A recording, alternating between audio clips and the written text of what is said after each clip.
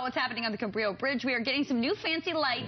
They're restoring those lights to look like they did back in 1915. With some fancy new tech. Yeah. Hey, Brad.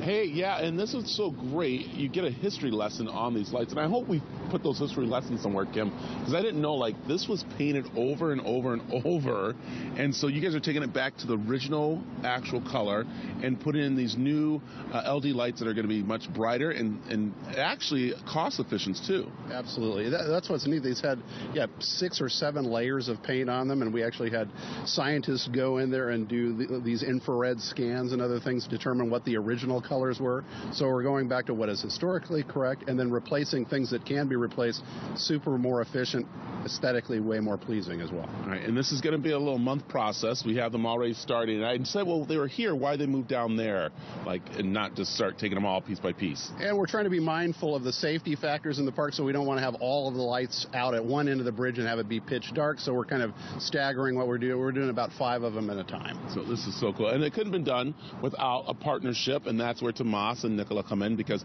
this is such a great thing that the Balboa Park, of course, Conservancy loves this. Oh, boy, do we ever. And we're partnering with other nonprofits here in the park and with the San Diego Foundation to secure the funds to match money that the city's putting into this project. So it's a real, true public-private partnership. It's a win-win situation here because, again, Nicola, what you guys getting people into the outdoors, and that's what your program's all about. Absolutely. I mean, we're super excited that at the San Diego Foundation we could partner with the Balboa Park Conservancy and the city to make this project possible. And, it's all thanks to our Balboa Park Endowment and really the passion and generosity of a long list of donors that have given to that and really want to invest in preserving, protecting this park. And as the San Diego Foundation, also looking at, as you said, how we can protect, connect, and make more accessible the outdoors in general to all San Diegans, so they can come here to the park and otherwise. Yeah, and Tomas, we were talking about how many people actually come to this park a year. Is around what? How many numbers? Well, we estimate about 30,000 people a day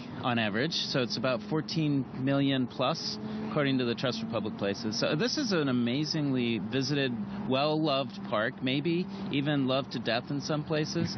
So that's why the Conservancy is partnering with the city and the other nonprofits in the park to make sure that we take care of it so we can pass it along to other generations in better shape. And I like it. This Friday is Food Truck Friday that they've expanded, which is really nice. I'll be there, so you want to come out and you can walk through the park. And then my favorite museum, the Museum of Man, has cannibalism, their exhibit going good. Yeah, so this is a great yummy, park. Doesn't it? I know. As we're talking soup and everything, it's very good.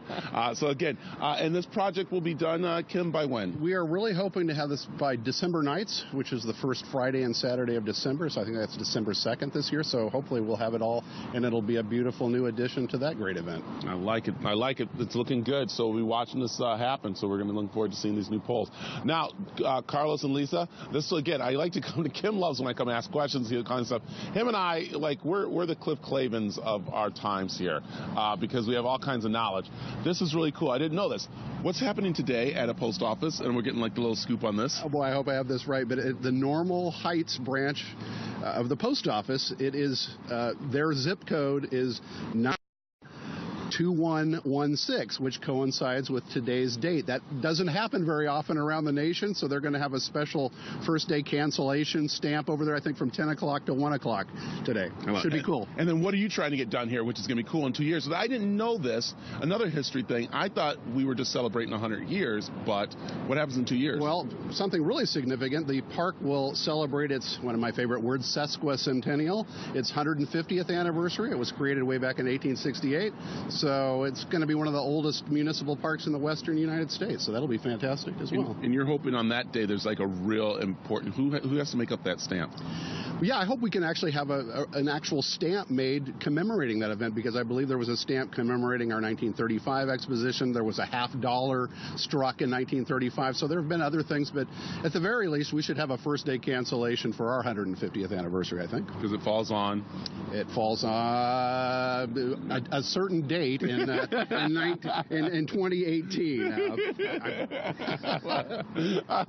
That's like Kim, he sees me coming. He's like, oh no. know what's Brad going to say, and we're going to have to find out some things here. We have some fun. But that's what this Balboa Park is all about. It's about family, friends, and enjoying the outdoors, and that's why these lights are important here for people to be safe in the park, what they're doing. So kind of fun thing.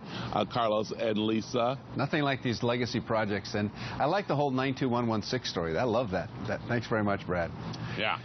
All right, the International